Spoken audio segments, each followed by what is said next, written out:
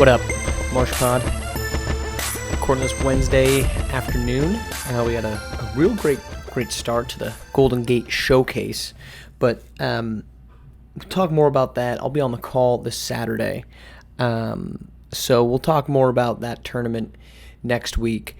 Going to take a step back. We're going to go back to the East Coast Showcase for a little recap of some things that we saw. I wanted to take a look at DJ Wagner, truthfully, and the reason for that is because, last time I came on and decided to list a handful of players that I said could be the number one overall guy, I didn't mention DJ, and so it was a momentary lapse of awareness, but I felt like, let's make sure DJ is on the rotation for the next stream watch. And so I made a point, went back and watched the first game of the East Coast Showcase game, Originators and Rhodes.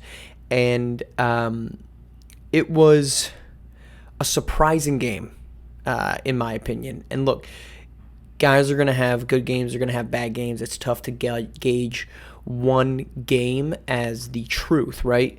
But watching a game at a time allows you to kind of figure out, is this the outlier or is the other way around?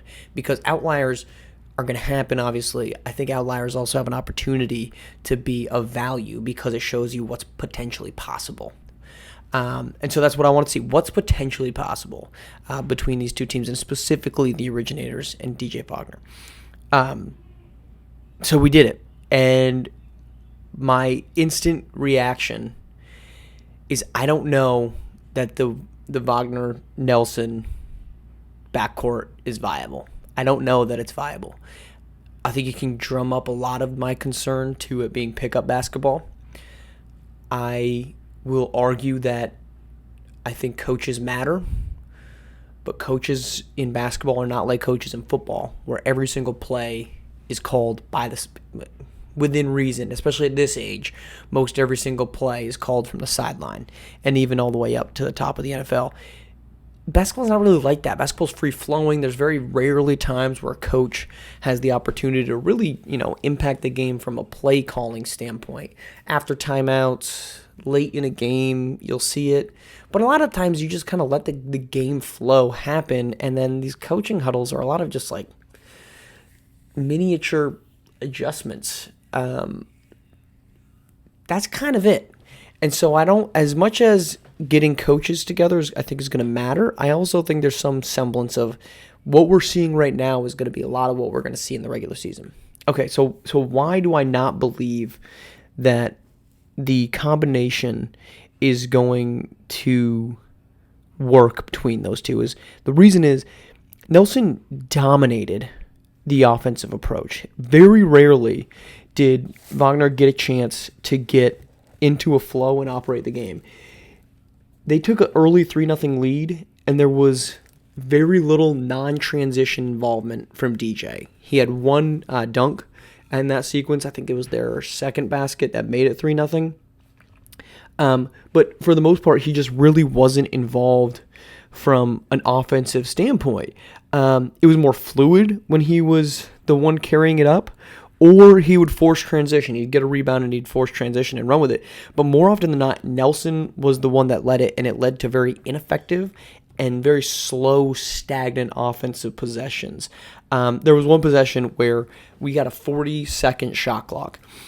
Nelson had the ball for 22 of the 24 seconds. He took every single dribble except for two, which were two dribbles by Schneider leading into a contested jumper at the elbow. The result of that play, shockingly, was a miss. As an aside, Schneider did actually show a lot of low post effectiveness on offense, but much like we were talking about with Tyson Simpson, it was almost always on a smaller player. We just aren't seeing bigs right now in SimWorld hoops go after other bigs. It's just not happening. It's not an isolated thing with Tyson Simpson. I think it's overall these guys just don't have a bag of tricks to play inside, and their bag of tricks on the perimeter is what they think they have, and they just don't. That's not universal, but it's what we're seeing a lot of right now. To his credit, DJ Wagner for all this remained pretty locked in on the defensive end. I mean, for as a whole, the reason the Originators won this game was because of their defense. It had nothing to do with their offense. Their offense was abysmal, but they got it to 19-15, and they held Rhodes without a basket for 8 minutes. 8 real-time minutes, not game minutes, which would be maybe more impressive. I mean, this is game minutes anyway, but 8 minutes. But when Wagner scored to make it 16-15, he had a 2. It was his first bucket since the opening couple minutes. When like I said, I think his layup was a dunk in the first minute and a half. That's how little he was used in this game. That's concerning to me because DJ Wagner is talented. He is maybe the best player in college in SimWorld hoops, but he's not being used. You say, well, that's just one example. You didn't see him a lot. Let me take you through the final, basically 10 minutes, but possessions of this game. Okay, it's 19-15. Off-ball action for Jackson Jones with an assist from Wagner layup.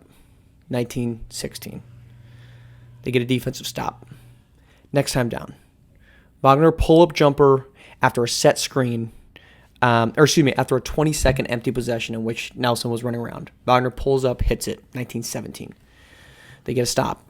Next possession down, Nelson drives into traffic and forces a shot with 3 defenders around him that gets blocked.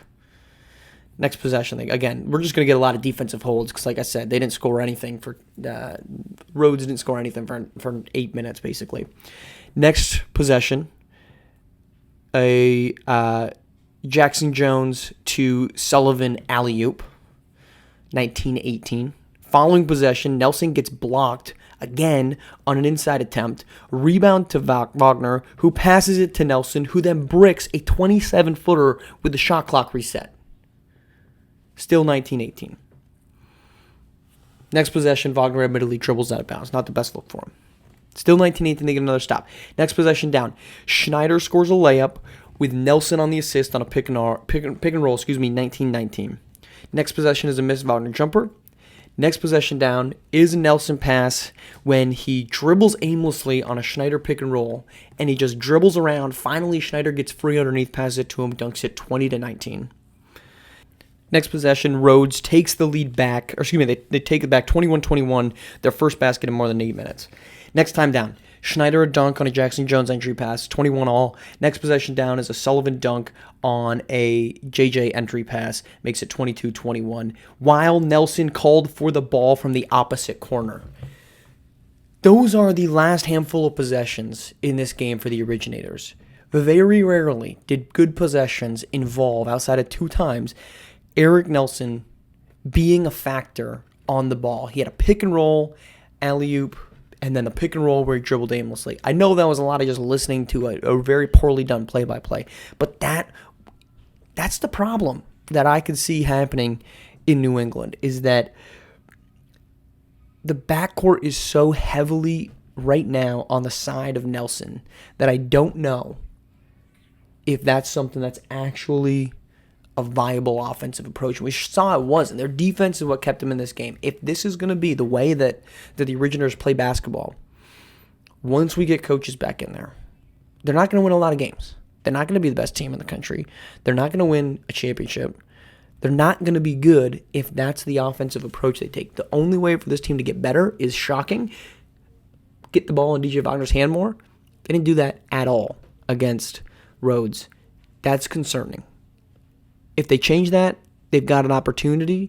But if you take this at face value and look at what we saw, the product on the court is extremely disappointing.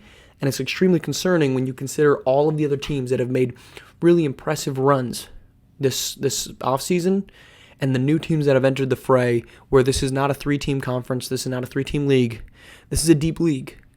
And the Originators look like they have a major problem on their hands. All right, we'll talk to you on Saturday.